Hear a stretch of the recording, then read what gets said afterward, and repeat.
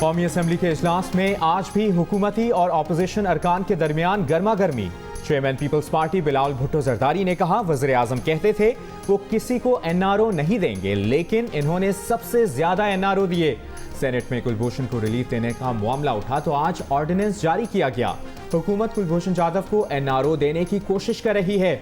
इससे कबल जहांगीर तरीन, बीआरटी, मालम जब्बा, विलियन ट्री और चीनी चोरी पर एनआरओ दिया गया। एक भारतीय पायलट को चाय पिलाकर लौटा दिया गया। कहा, एक नया एहतसाब इदारा बनाएं जो हुकूमत और अपोजिशन दोनों का एहतसाब करे। तकरीर के बाद बिलावल भुट्टो जरदारी की निशानदेही पर कोरम नामुकम्मल निकला।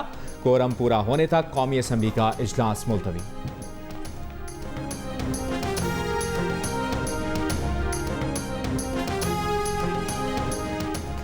नून लीग के रहनुमा ख्वाजा आसिफ कहते हैं, हुकूमत एक भारतीय जासूस कुलभूषण जाधव की सहूलतकार क्यों बनी हुई है, उसे लाडला क्यों बनाया जा रहा है। हमें तो मोदी के यार का ताना दिया जाता है, अब फैसले किसके दबाव में हो रहे हैं। वफाकी वजीर शीरी मजारी ने कहा, नून लीग की कोताहियों की वजह से हम फंस गए। उन्होंने आलमी अदालत इंसाफ के दायरे इख्तियार को कबूल किया और कुलभूषण का केस ले गए। पीपल्स पार्टी और PTI ने पहले ही कह दिया था, नून लीग को आलमी अदालत में जाना ही नहीं चाहिए।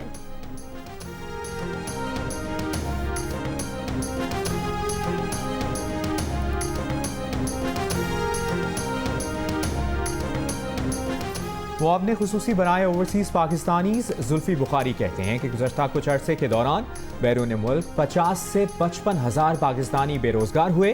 मुत्तहिदा अरब अमारात में हुनरमंद पाकिस्तानियों के लिए रोज़गार के मौक़े पैदा हो रहे हैं।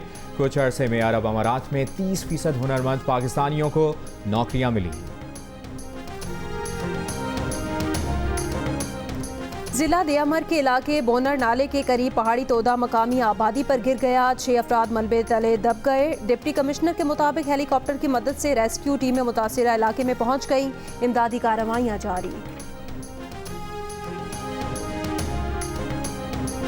चेयरमैन नेपरा की ज़ेर सदारत सरकारी बिजली तकसीम कार कंपनीज की फ्यूल प्राइस एडजस्टमेंट दरखास्तों पर समाअत। सेंट्रल पावर परचेजिंग एजेंसी के नुमाइंदे भी शरीक। चेयरमैन नेपरा ने कहा कि फ्यूल प्राइस एडजस्टमेंट की दरखास्तों में ताख़ीर अच्छी बात नहीं, इससे सार्फिन पर बोझ पड़ सकता है।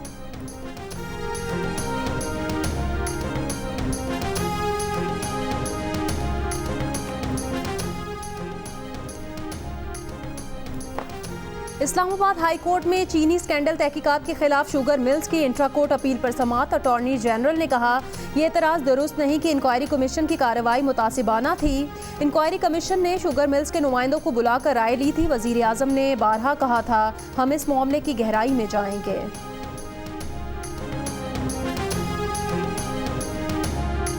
जिस शख्स को साइंस का इल्म नहीं, वो खुद को साइंस के इमाम के तौर पर पेश कर रहा है। चेयरमैन रुयत हिलाल कमेटी मुफ्ती मुनीबुर रहमान का फवाद चौधरी के बयान पर रद्द-ए-अमल। कहा, चांद के साइज से तारीख का तायुन फल्कियात या साइंस की कौन सी किताब में लिखा है। फवाद जी, ये साइंस और मजहब दोनों एतबार से पहली का चांद था। कमरी माह की 29 तारीख को चांद गुरूब आफ्ताब के बाद मौजूद हो मगर नजर ना आए तो महीना 30 का होगा।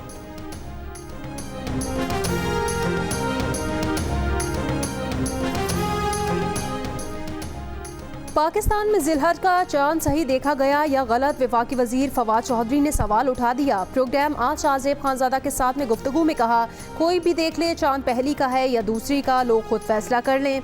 कहा, कानूनी तौर पर ईद रुयत हिलाल कमेटी के ऐलान पर ही मनानी है। इससे पहले फवाद चौधरी ने कहा था, ईद उल अज़हा 31 जुलाई को होगी। रुयत हिलाल कमेटी ने ईद उल अज़हा 1 अगस्त को होने का ऐलान किया है।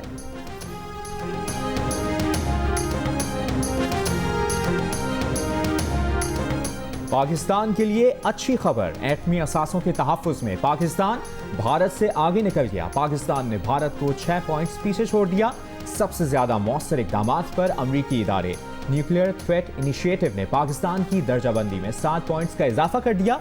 ग्लोबल नॉर्म्स कैटेगरी में भी पाकिस्तान का दर्जा +1 बढ़ा है।